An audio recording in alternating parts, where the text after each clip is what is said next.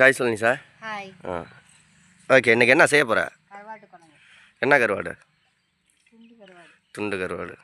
உட்காந்துக்க பாப்பா. என்ன? எண்ணெய் ஊற்றி தாளிப்பு வடகம் போட்டிருக்கோம்.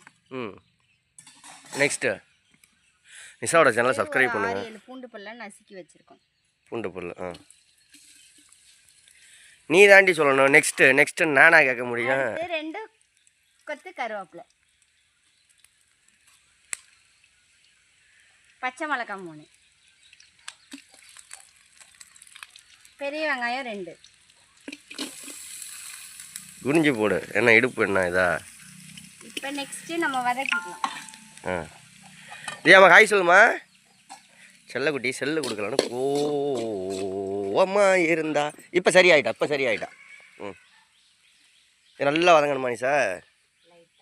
லைட்டாக வதங்கினா போதும். பாப்பு அப்பா இளநீ பறிச்சு தரவா? இளநீ பறிக்கவா? எங்கே இருக்குது? எந்த மரத்தில் இருக்குது?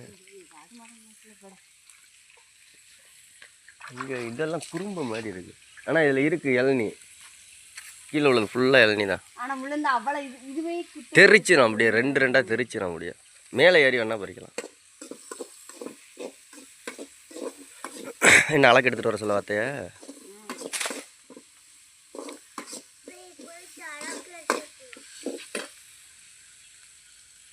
எடுத்துட்டு வராங்க. ஆளுக்கு 2 பறிச்சு கிடிக்க போறோம். எதில் பறிப்பேன்னு கேட்குறேன். இதில் கூட பண்ணிப்பாங்க. அந்த மரத்துல எல்லாம் அந்த ஸ்டூல் எடுத்துட்டு வரோம் போட்டுக்கோங்க. சரி. என்ன அடுத்தது? நிஷா விலாக் சேனலில் வீடியோலாம் பிடிச்சிருக்கான்னு சொல்லுங்கள். குக்கிங் வீடியோ போட்டு நிஷா விலாக் சேனல் ரொம்ப நாள் ஆயிடுச்சு. கிட்டத்தட்ட ஒரு 6-7 மாதம் இருக்கும். நிறையா போட்டிருக்கோம். எங்கள் வீட்டில் வெஜ்ஜை விட நான்வெஜ் தான் அதிகமாக போட்டு. இதோட தொடர்ந்து 4வது நாள் வெஜ்ஜு. மட்டனு சிக்கனு சிக்கனு இன்னைக்கு கருவாடு. 4 நாள் 4 days.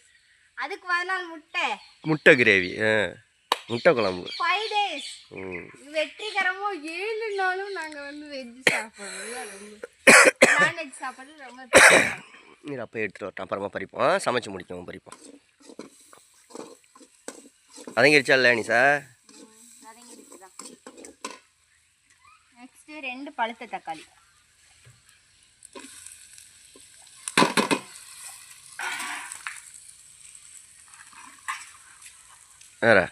வேற வதக்கணும் தக்காளி.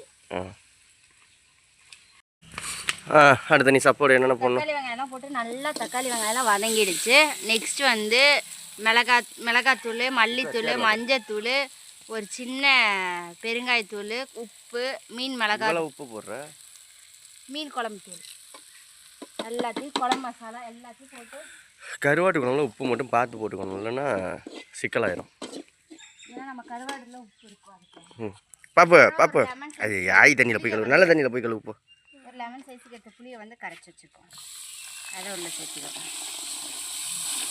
இப்போ இது எல்லாத்தையும் சேர்த்தாச்சு. நம்ம நல்லா கொதிச்சு வந்ததுக்கப்புறம் இப்போ சேரில் உட்கார், நான் அப்பா வர்றேன். போ. இது நம்ம கொதிச்சதுக்கப்புறம் தான் பார்க்க போகிறோம். கொதிக்கணுமா? காய்கறி எல்லாம் போடல. அதான் கொதிச்சதுக்கப்புறம் காய்கறி போட்டு வேக வச்சுட்டு அப்புறம் கருவாடு கடைசியாக போட்டு இறக்குறது.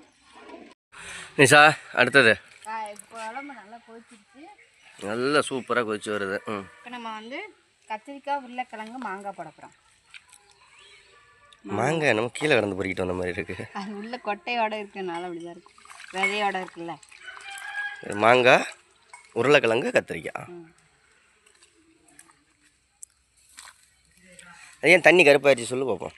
கத்திரிக்காய் கருப்பாக தண்ணியில் போடுவாங்க, அதனால அந்த தண்ணி கருப்பாக.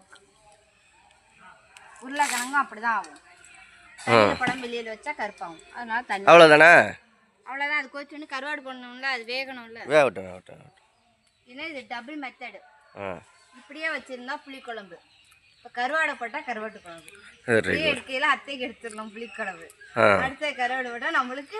அப்போ வேகட்டும், காய்கறி வேகட்டும். இப்போ ஃபைனலாக கொஞ்சம் நான்வெஜ் குழம்பு எடுத்து வச்சாச்சு. வெஜ்ஜு குழம்பு எடுத்தாச்சு. வெஜ்ஜு குழம்பு. இப்போ நான்வெஜ் ஆக போகுது. கருவாடு, துண்டு கருவாடை போட்டாச்சு. கருவாடு எல்லாமே துண்டு துண்டாக தாண்டி இருக்கும். கருவாடு பேருன்னு ஒன்று இருக்குல்ல, இது மாவு கருவாடு, மாவாக வரும்ல அந்த கருவாடு. பேர் தெரிஞ்சால் கமெண்டில் சொல்லுங்கள். ஓகே, அவ்வளோதானே குழம்பு? ஓகே, எல்லாரையும் சப்ஸ்கிரைப் பண்ணிக்க சொல்லு. சப்ஸ்கிரைப் பண்ணிக்கோங்க, லைக் பண்ணுங்கள், ஷேர் பண்ணுங்கள். நான் வச்சு கருவாடு குழம்பு ட்ரை பண்ணி பாருங்கள், எப்படி இருந்துச்சுன்னு கமெண்ட்டில் சொல்லுங்கள். தரமாக வந்துருச்சு கருவாடு குழம்பு.